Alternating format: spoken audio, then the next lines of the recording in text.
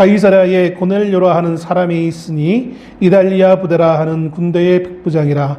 그가 경건하여 온 집안과 더불어 하나님을 경외하며 백성을 많이 구제하고 하나님께 항상 기도하더니 하루는 제9시쯤 되어 환상 중에 밝히 보매 하나님의 사자가 들어와 이르되 고넬료야 하니 고넬료가 주목하여 보고 두려워 이르되 주여 무슨 일이니이까. 천사가 이르되 네 기도와 구제가 하나님 앞에 상달되어 기억하신 바가 되었으니 내가 지금 사람들을 욥바에 보내어 베드로라 하는 시몬을 청하라. 그는 무두장이 시몬의 집에 유숙하니 그 집은 해변에 있다 하더라.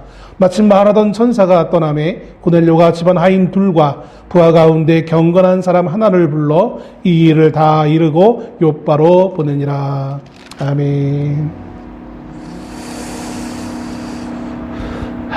할렐루야. 한 주간 동안 잘 은혜로운 삶을 사셨습니까? 예배가 시작되어지면 항상 거듭되어지는 거지만 영적인 전쟁이 일어나게 되어지는 거예요. 우리가 자꾸 조르는 것도 그 영적인 전쟁에 사단의 그 미혹에 우리가 자꾸 넘어가는 거예요.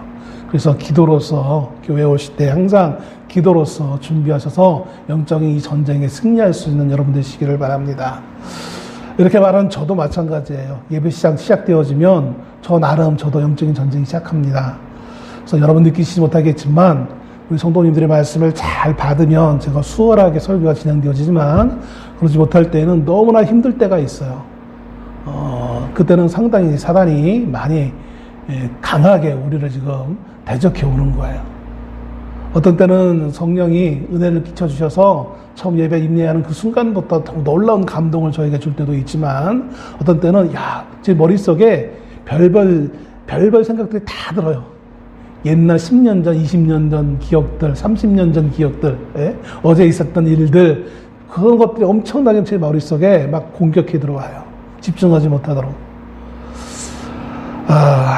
항상 예배 때 우리는 기도하면서 이 예배에 참석할 수 있기를 예수님의 이름으로 간절히 부탁드립니다.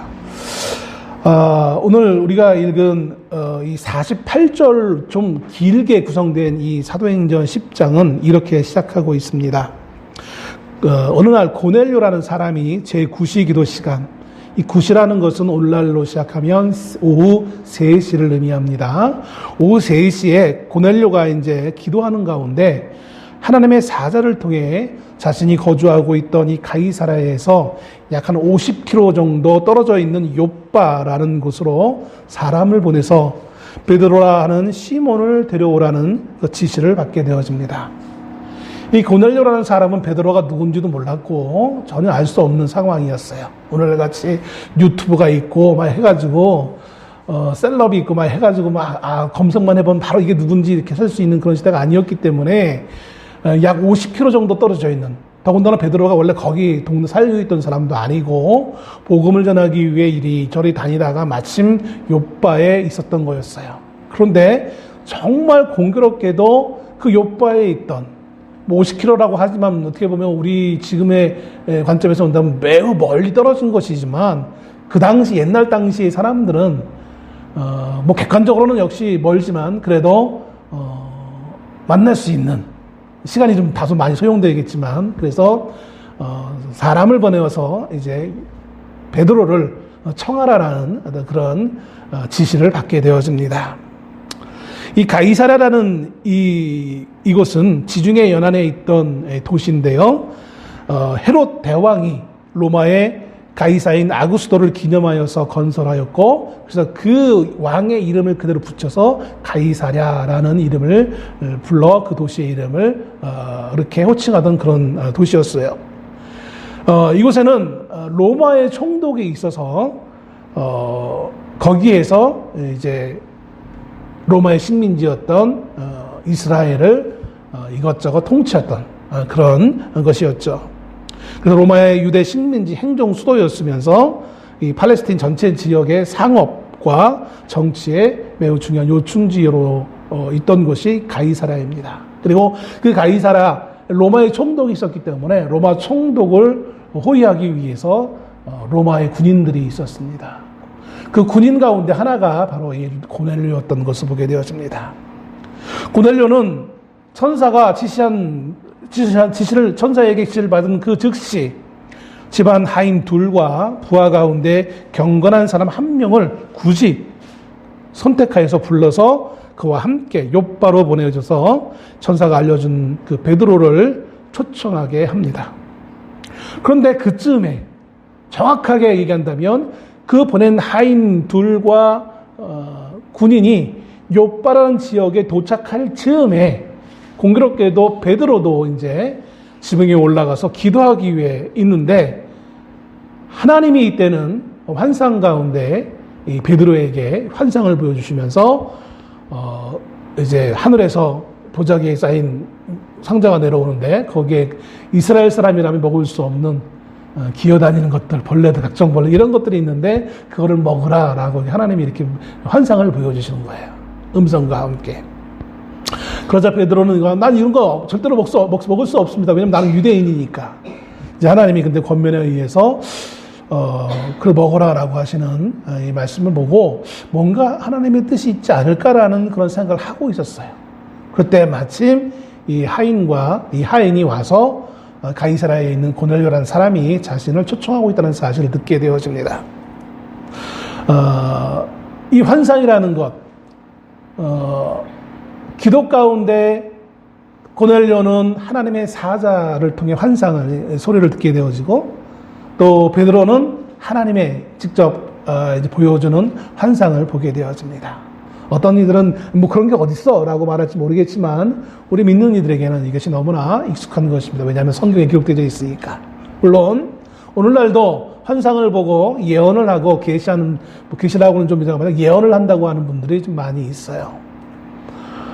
중요한 것은 아직 성경이 온전히 기록되어지지 않았던 이 시대에는 이 하나님의 환상과 예언이 특별 계시와 같은 성경적인 권위, 성경과 똑같은 권위는 아니지만 성경보다 거의 비슷한 어떤 부류의 특별히 사도들에게 주어지는 예언들은 그런 것을 보게 되어집니다. 그래서 오늘날에 많은 이제 사역을 통해서 하시고 있는 환상이나 예언은 이때 당시에 예언과 환상과는 달라요. 저희도 사무랑 같이 저도 한 1년 정도 같이 꿈하고 예언하는 그런 교육받았던 그런 기관에 가서 교육받고 와서 한동안 이거를 할까 하던 어떤 그런 적도 있었는데 이제 좀 여의치 않아서 하지는 못했어요. 꿈을 통해서 하나님이 우리에게 보여주시는 놀라운 어떤 내용들이 있는데 그걸 풀면 성도들에게 상당히 많은 도움이 되기도 하지만 때로는 또 역으로 그게 또 너무나 기복적인 것을 흘릴 수 있는 위험도 있는 것을 보게 되어집니다. 오늘 고넬료가 나와 있는 이 부분에 있는 고넬료와 베드로가 본 이 환상 혹은 그것이 공교롭게도 기도 시간에 이렇게 본 이것을 통하여서 어떤 목사님들은 이제 중요한 포인트로 말씀을 증거하시는 경우도 있는데 오늘은 이제 제가 전달하고자 하는 내용과는 좀 다르기 때문에 이 기도의 우연성, 뭐 기도의 필요성 또 어떤 환상의 내용 뭐 이런 것들은 좀 차지하고 왜냐하면 고넬료는 하나님의 천사가 하나님의 사자라는 것은 하나님의 천사일 수도 있고 아니면 뭐 다른 걸 수도 있겠지만 아무튼 하나님의 사자가 환상을 보여준 반면에 이 베드로는 하나님이 직접 보여주시거든요. 왜 한 사람은 하나님의 사자고 한 사람은 하나님이 직접 하실까?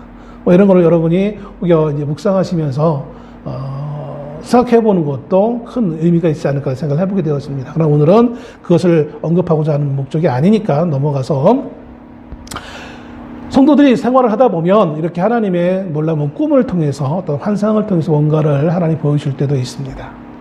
제가 대학교 1학년 때인 것 같아요. 저는 1학년 때부터 복학생이었어요. 그러니까 제 같이 1학년에 같이 공부했던 친구들 저보다 한 5살 정도 기본 어린 친구들이 저랑 같이 이렇게 공부를 뭐 신학교라 나이 드신 분들도 좀 있긴 있었지만 아무튼 보편적으로 제대로 온 친구들과는 제가 4년 5년 차이가 나는 그래서 저는 이제 기수 가끔 가다 보면 이제 나이가 들어다가 보니까 기수별로 이제 동문을 모여가지고 뭐 학교에다가 뭐 기증하고 하는 걸 하더라고요. 근데 기수 모임을 같이 예배도 드리고 하면 저는 어느 기수로 가야 될지 좀 혼동스러워요. 원래 제 학번은 저를 잘 몰라요.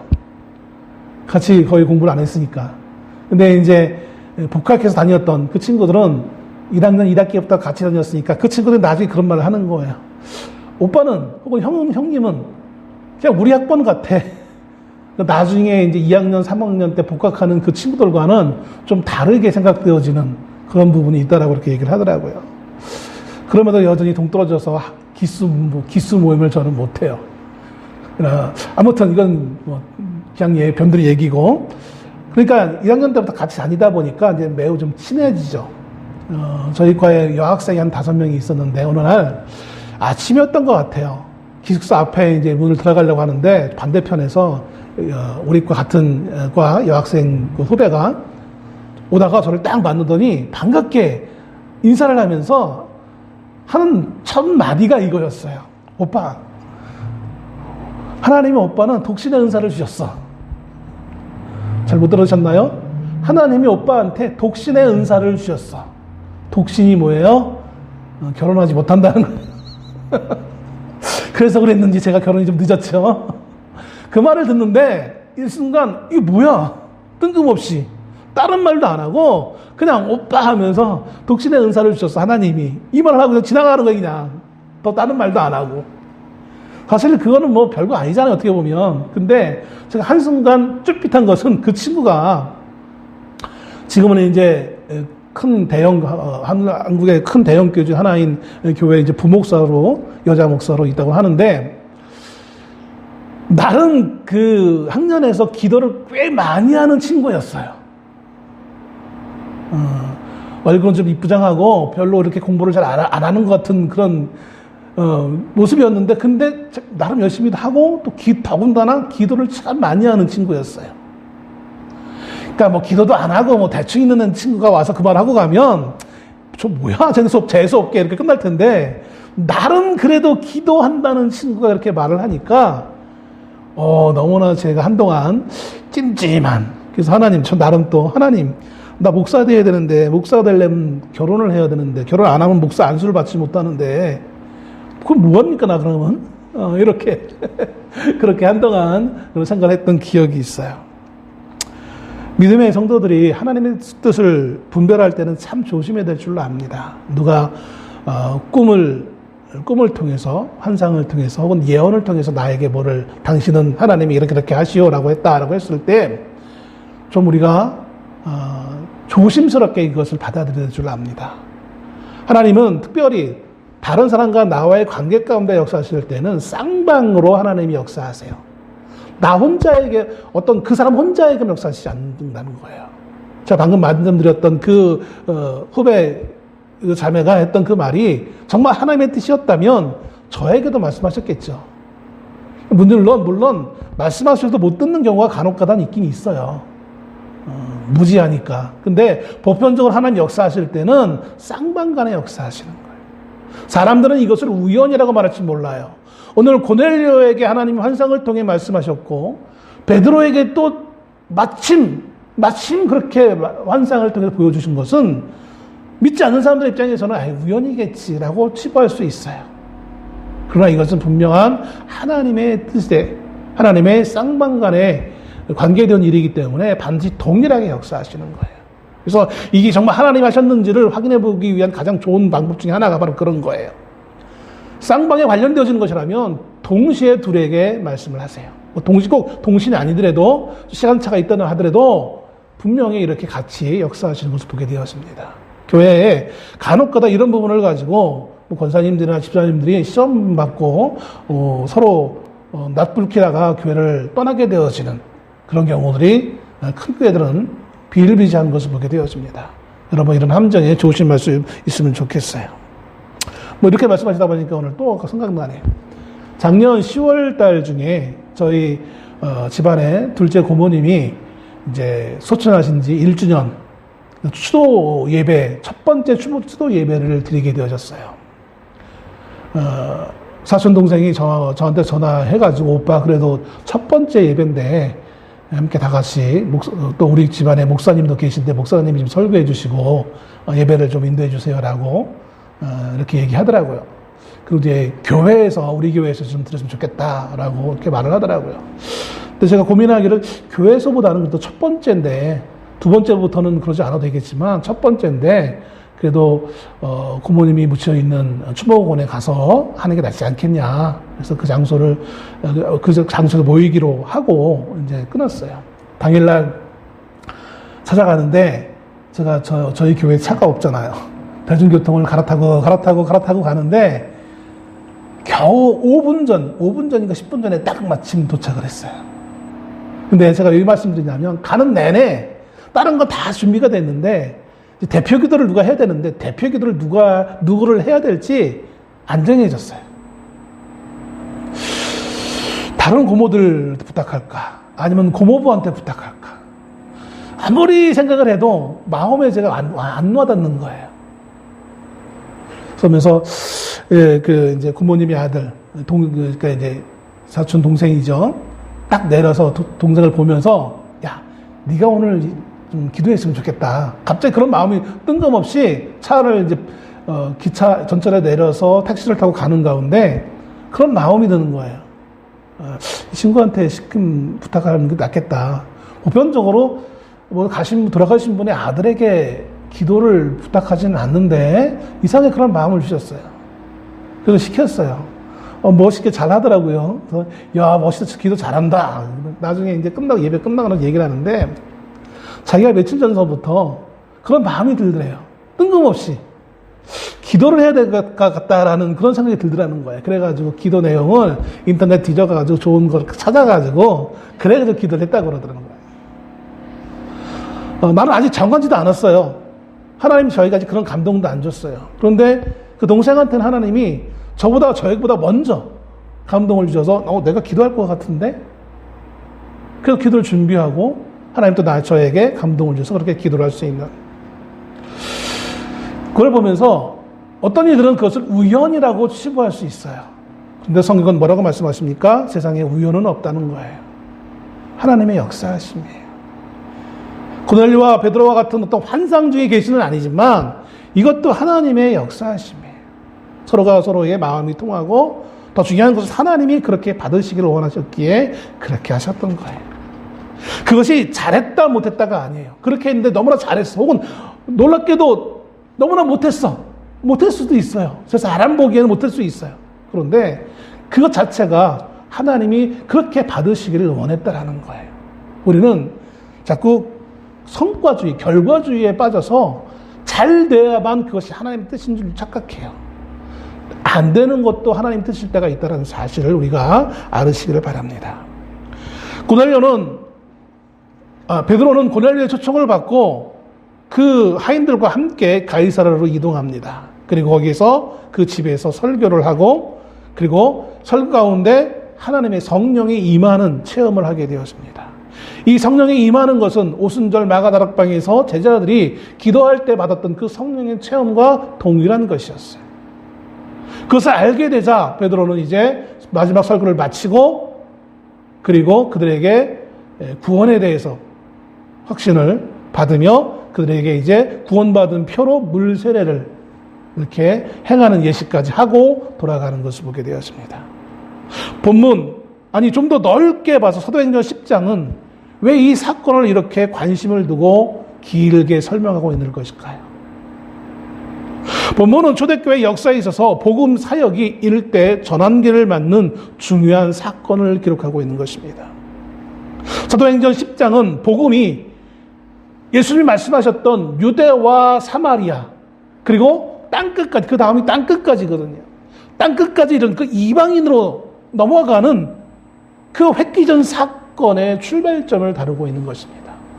물론 그 앞에 빌립의 전도도 있긴 있지만 그러나 그보다 더 핵심적인 이 내용은 이 사건과 이어져서 나오는 교회 안에서 있었던 어떤 문제제기, 이걸 통해서 보면 이건 매우 획기적인 사건의 상황의 전환을 가져다주는 계기가 바로 오늘 본문의 말씀인 것을 보게 되었습니다.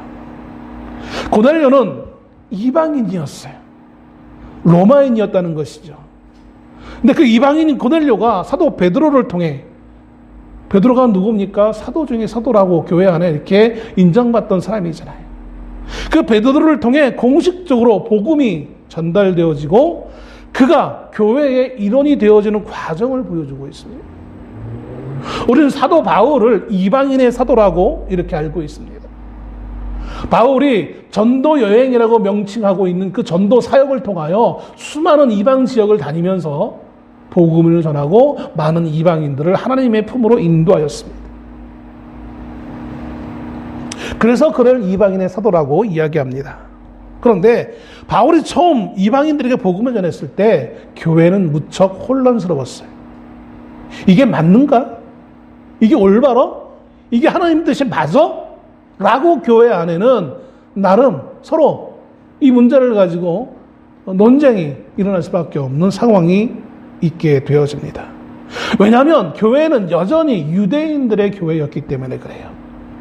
이방인의 사도라고 불렸던 바울도 초반에는, 아니 물론 마지막까지 그러지만 제일 먼저 어느 도시를 가던, 그가 복음을 전하기 위해 제일 먼저 갔던 곳은 유대인이 모인 회당이었어요. 그 회당에서 예배를 드리고 그 자연스럽게 하나님의 말씀을, 구약 성경을 가르치면서 그것을 신약과 접목해서 복음을 제시했던 것을 보게 되었습니다. 그래서 처음 모든 것은 다 유대인들의 대상이었어요. 팔레스틴 땅에 살고 있는 유대인이든지 아니면 디아스포라, 즉 흩어져 있는 이방 땅에 살고 있는 유대인이든지, 복음은 처음에는 무조건 이 유대인들에게 주어진 말씀이었어요.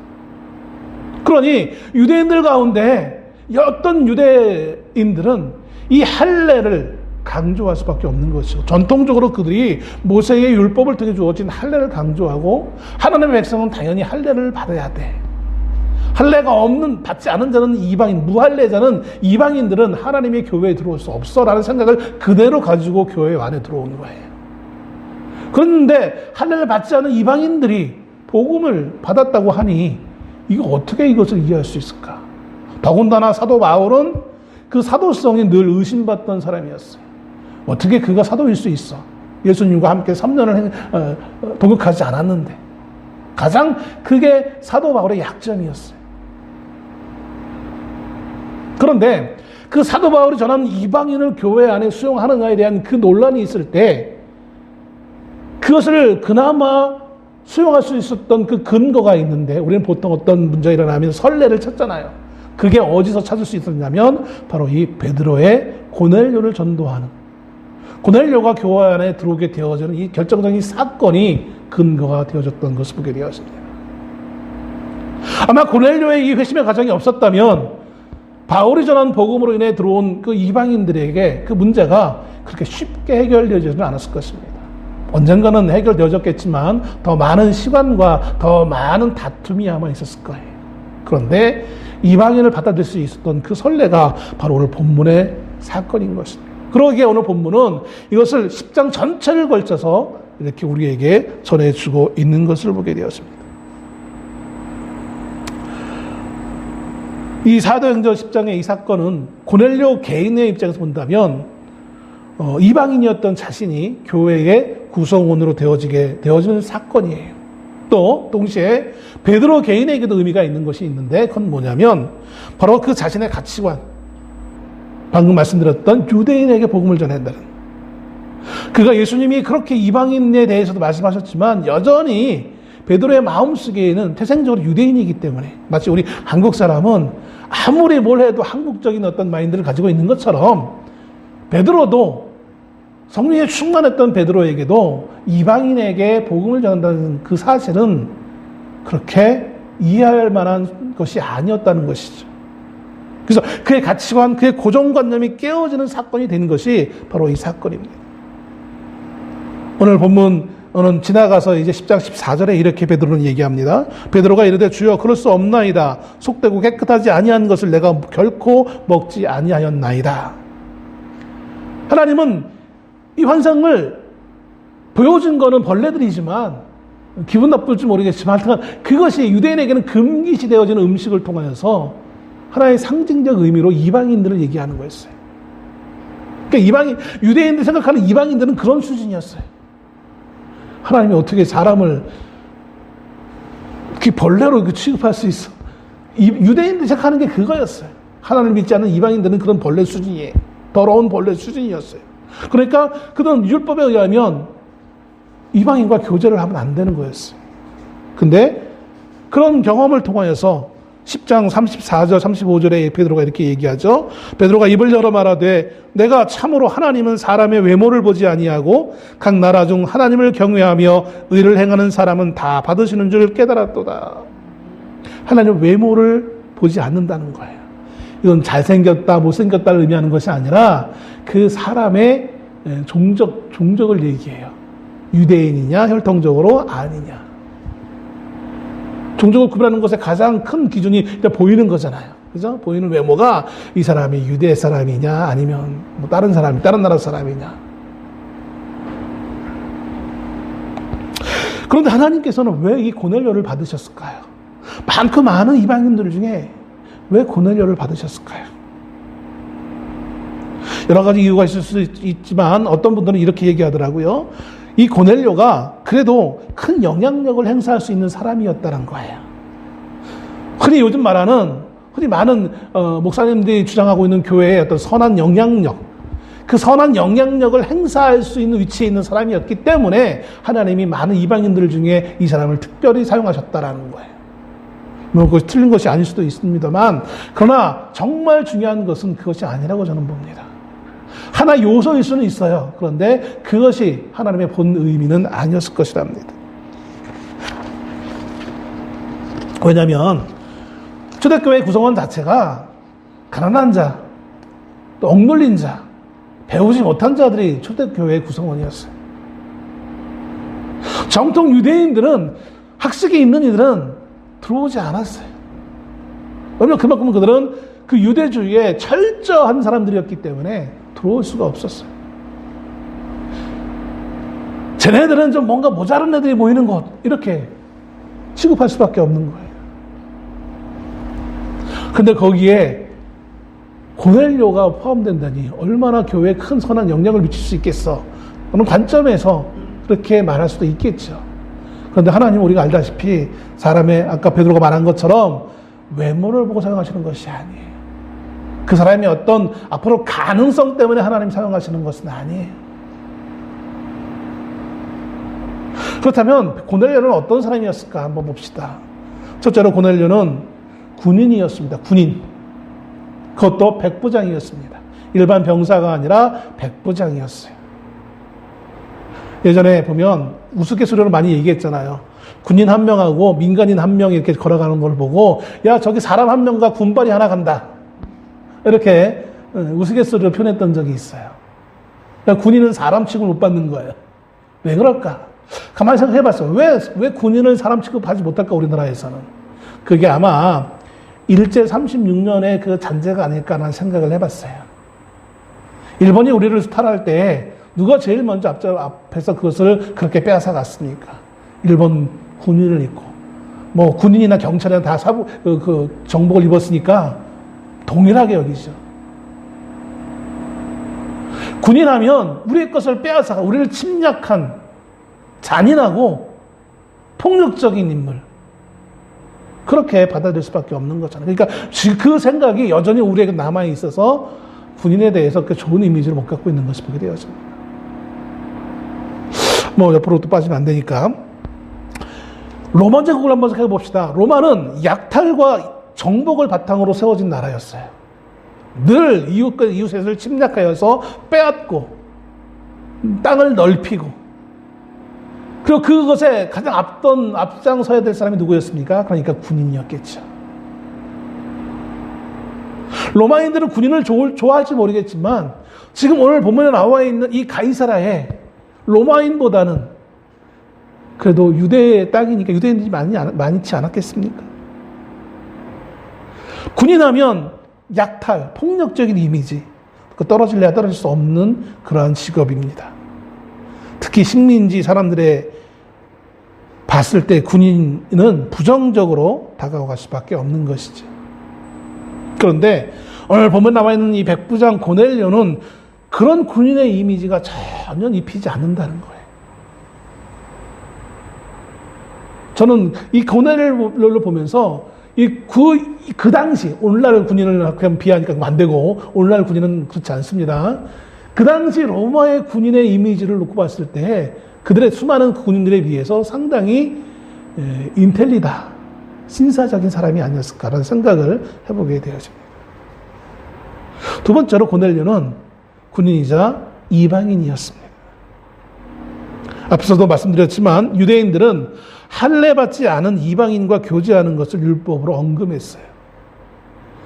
예전에 제가 교회 신앙생활을 하기 전에 어렸을 때 집에서 텔레비를 보고 있었는데 영화를 하고 있었어요. 독일 나치가 유대인들을 잡는 안내의 일 같은 그런 비슷한 어떤 그런 영화였던 것 같아요. 어려서 봐서 잘 모르겠는데 같이 텔레비를 보고 있는데 나치가 남자들을 유대인인지 아닌지 구별하기 위해서 이렇게 바지를 이렇게 내리는 거예요. 그래서 저게 뭐지? 같이 이제 식구들이 보다가 저희 어머니가 쟤는 왜 저렇게 저런 걸 보면 다 알 수 있어? 이렇게 말씀하시더라고요. 모르니까 우리는 그때는 저는 신앙생활을 안 했고 몰랐으니까. 근데 그게 할례를 했는지 안 했는지 확인하는 거예요. 오늘 얘기하면 포경수술이죠. 이스라엘 사람이라면 누구나 다 할례를 받아야 돼요. 이스라엘 사람, 하나님의 백성이라는 그 표시가 어디에 있느냐면 할례예요. 할례를 행하지 않으면 유대인이 아닌 거예요. 그리고 그 할례를 행하지 않은 사람과는 같이 교제를 하면 안 되는 것이 이 모세의 율법의 내용입니다. 지금까지 초대교회의 복음운동은 유대주의를 탈피하지 못했어요. 물론 다만 인종적으로 유대인이 아니더라도 유대교로 개종하면 돼요. 근데 그 개종에 중요한 것이 역시 할례를 받는 거예요. 그런데 오늘 고넬료는 유대인들과 함께 예배는 드렸지만 그런데 할례를 받지 않았던 것 같아요. 그래서 사도행전 11장 1절로 3절에 보면 이 고넬료가 구원받은 이 사건을 베드로가 보고하자 그 교회 안에 여러 가지 이제 문제점을 제시하는 그런 내용이 나오는데 거기 보면 왜 무할례자와 함께 있느냐라고 하면서 이렇게 사도 베드로를 질책하는 듯한 그런 말을 하고 있는 부분이 나온 것을 봅니다. 그런 분명한 할례를 받지 않는 이방인이었어요. 세 번째, 그러나 고넬료는 또한 경건한 사람이었습니다. 오늘 본문의 말씀에 그가 경건하여라고 표현하고 있습니다. 이것이 무엇을 의미하는지 학자들 간에 논란이 있어요. 약간의 차이가 있기 때문에 그래요. 이 경건의 의미가 뭔가? 이것은 우리가 지금 이 시대 교회에서 말하고 있는 경건과는 조금 달라요. 왜냐하면 유대인들도 경건의 의미가 조금씩 자꾸 변해지니까. 시대에 따라 흘러가면서 우리가 어떤 사상이 조금씩 변하는 것처럼 경건하다라는 의미가 원래는 유대인에게 하는 말이었어요. 유대인들. 하나님을 예배하는 유대인들. 근데 이제 오늘 이 사도행전에서는 조금 의미가 달라지죠. 왜냐하면 유대인들을 위한 서신이 아니잖아요. 이거는 이 경건하다라는 것은 오늘날 교회에서 말하는 그 경건의 의미보다는 이방인인데 그래도 하나님을 예배하는데 이게 경건의 의미예요. 이방인이지만 하나님을 예배한다고 했을 때 다른 거 보지 않고 그 사람은 경건한 사람이야. 그거예요. 근데 문제는 이 사람은 앞서도 말씀드렸지 할례는 받지는 않았다라는 것이죠. 할례는 받지 않았지만 예배는 같이 드리는 그런 사람. 그리고 그렇기 때문에 이 고넬료는 유대인이 가지고 있던 경건의 두 가지 주요 요소, 그게 뭐냐면 기도와 구제를 했다는 것이죠. 오늘 본문의 말씀이 그렇게 나와 있죠. 2절에 하나님을 경외하며 백성을 많이 구제하고 하나님께 항상 기도하더니. 기도와 구제를 하는 것은 이것은 유대인의 경건한 사람의 모습이에요. 내가 하고 싶어가 아니라 당연히 유대인이라면 하는 거예요. 그러니까는 고넬료도 그가 개종한 이후에 할례는 받지 않았지만 유대인이 하고 있는 그 습성을 그대로 따라서 구제하는 거예요. 불쌍해서가 아니라 그 사람들이 불쌍해서가 아니라 그게 덕목이에요. 그래서 하는 거예요. 고넬료가 경건하고 하나님을 경외한다는 그 사실을 어떻게 표현했냐면 구제와 기도를 통해서 나타내 보이는 거예요. 그의 신앙은 내적으로는 기도를 통하여서 표현되어졌고 외적으로는 구제하는 일을 통하여서 그가 경건하고 하나님을 경외한다는 표현을 하고 있는 거예요. 여러분, 이런 의미에서 우리가 한번 우리 자신을 한번 돌아봅시다. 우리가 얼마나 경건한가. 초대교회의 경건의 기준을 이렇게 보고 있는데 우리는 어떻게 하고 있는가. 기도는 어느 정도 하겠죠. 근데 문제는 구제는 어떻게 합니까? 또한 이 고넬료는 그 건전한 인품과 종교적 영향력이 자신뿐만 아니라 그의 가족 친지들에게까지 그대로 흘러내린 것을 보게 되었습니다. 그래서 24절 말씀해 보면 고넬료가 그의 친척과 가까운 친구들을 모아 기다리더니 베드로가 도착하니까 베드로의 말을 듣기 위해서 그의 가족들과 일가 친척들이 다 모아놓은 거예요. 우리 집에 무슨 일이 있으니까 다 모여 하면 여러분 몇 명이나 모일 수 있습니까? 쉽지 않잖아요. 물론 이제 오늘날과 그때 당시에는 좀 그런 어떤 삶의 패턴이 다르기 때문에 오늘날 더 어렵긴 하겠지만, 우리 4명밖에 안 되는 식구인데도 함께 같이 밥을 먹으려면 꼭 외식을 한번 하려면 몇 번씩 바꿔야 돼요. 나 약속이 있는데 이놈하고 저놈이 나 약속이 있는데 또 바꿔야 돼요. 그만큼 지금 시대는 좀 막 빨리빨리 지나가는 그 시대잖아요. 뭐 그런 걸 차지하고라도 고넬료가 얼마나 선한 영향력을 가지고 있는지 그 가족들의 고넬료의 한마디에 오실 그 손님을 맞이하기 위해 모였다는 거예요. 그리고 베드로를 보낼 때 하인 둘뿐만 아니라 경건한 군인 한 사람을 동반시키는데 왜 굳이 경건한 이 경건한 데서 마찬가지예요. 아마 이 사람도 유대교로 개종한 백부장이니까 100명의 부하를 데리고 있으니까 그 중에 아마 개종한 사람을 고넬료가 만들었는지 아니면 그 스스로 했는지 모르겠지만 그런 사람이 있었던 것 같아요. 그래서 그를 같이 보낸단 말이에요. 얼마나 그가 좋은 영향력을 행사하고 있는지 이런 것들을 통해서 유추해 볼 수 있습니다. 어떻게 보면 완벽한 사람이에요. 단 한 가지 유대인 입장에서 본다면 할례를 행하지 않고 단점. 그러나 고넬료 입장에서는 아무런 거리낌 없이 나름 나는 당당히 하나님을 예배하고 있어라고 자신감 있게 기도하며 구제하며 그의 인생을 살아가요. 로마의 백부장 정도 되어지고 사회적 지위도 있고 남부럽지 않은 만족하는 인생의 삶을 살아갑니다.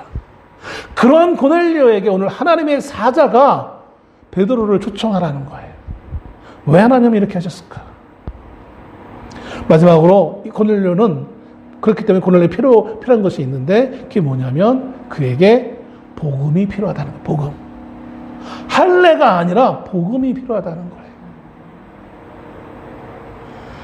하나님의 사자가 고넬료에게 말하기를 내 기도와 구제가 하나님 앞에 상달되어 기억하신 바가 되었으니 라고 4절 하반절에 나옵니다. 상달되어라는 이 말을 좀 더 정확하게 표현한다면 내 기도가 피어 올라갔다는 거예요. 네, 성전에 보면 분향단 향을 피우잖아요. 그 향기가 하나님 앞에 올라간다는 의미거든요. 기도도 향으로 보통 표현합니다. 우리가 오후에 계시록을 보지만 거기 계속 계시록에서 성도의 기도는 향이에요. 하나님 앞에 상달되어졌다. 하나님 앞에까지 올라갔다라는 거예요. 그리고 그것을 기억하셨다라는 거예요. 그런데 하나님이 기억하시기까지 했는데 보면 한 가지 부족한 것이 있는 거예요. 로마서 3장 20절에 이렇게 기록합니다. 그러므로 율법의 행위로 그의 앞에 의롭다 하심을 얻을 육체가 없나니 율법으로는 죄를 깨달음이니라. 고넬료는 나는 이쯤 되면 완벽한 하나님을 섬기는 사람이지 않을까? 라고 생각하고 있지만 그러면 하나님께 입장에서는 그 율법의 행위, 내가 하나님의 백성이라는 의미로 해가고 있던 그 기도와 구제를 통해서는 구원받을 수 없다라는 거예요. 여전히 죄의 문제가 남겨져 있다라는 거예요. 사람들에게는 의인으로 인정받았지만 율법의 행위로는 그 앞에서 의롭다 하심을 얻을 수가 없었다는 것이죠. 그러므로 하나님께서는 그의 기도 시간에 천사를 보내줘서 베드로를 초청하게 하셔서 복음의 설교를 듣게 하시는 거예요.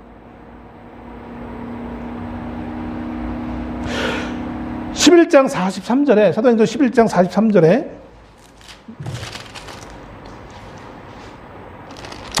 그에 대하여 모든 선지자도 증언하되 그를 믿는 사람들이 다 그의 이름을 힘입어 죄사함을 받는다 하였느니라. 믿는 사람들이 그의 이름을 힘입어 여기서 말하는 그는 누굽니까? 예수님이에요. 예수님의 이름을 힘입어 죄사함을 받는다라고 말씀하고 있어요. 여러분, 우리가 하나님 앞에 나아갈 때는 우리의 이름으로 나가는 게 아니에요. 계시록에 보면 하나님 앞에 나갈 때 받은 자만이 알 수 있는 새로운 이름, 새 이름을 우리에게 주신다고 그랬어요. 그 이름은 뭘까요? 그 이름은 바로 예수의 이름이에요. 예수의 이름. 예수를 믿는 자, 받은 자만 이걸 알 수 있는 거예요. 난 이 이름이 촌스러우니까 내 새로운 이름, 천국에 가서는 좀 멋있는, 쌈박한, 샤이한 이름을 받고 싶어. 우리가 받고 싶어서 받는 게 아니라,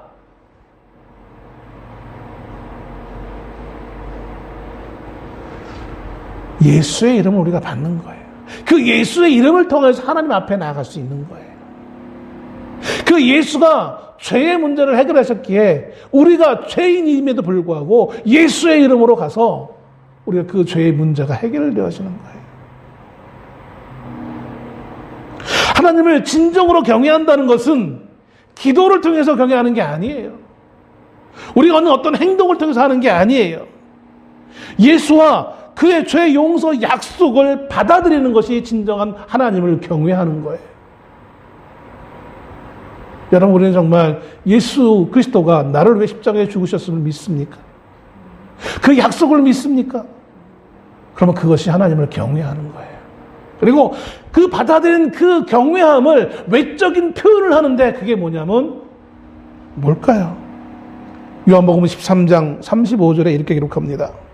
너희가 서로 사랑하면 이로써 모든 사람이 너희가 내 제자인 줄 알리라.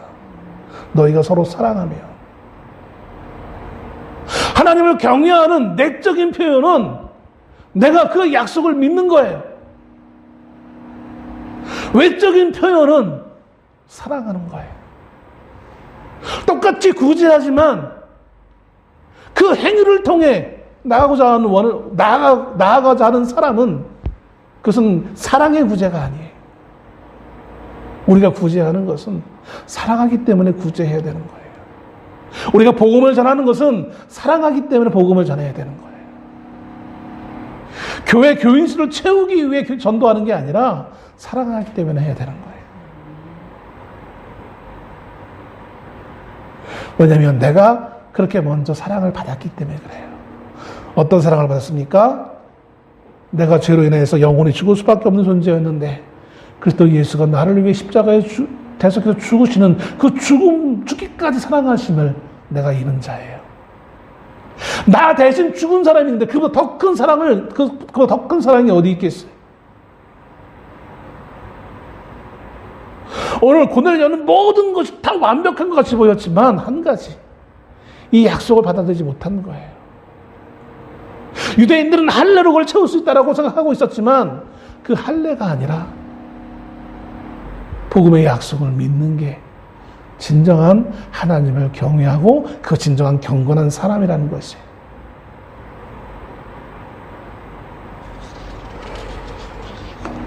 여러분, 우리는 복음을 정말 진정으로 내 마음속에 그 약속을 받아들였습니까?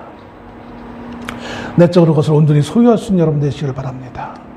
이것이 오늘 하나님이 우리에게 요구하는 거예요.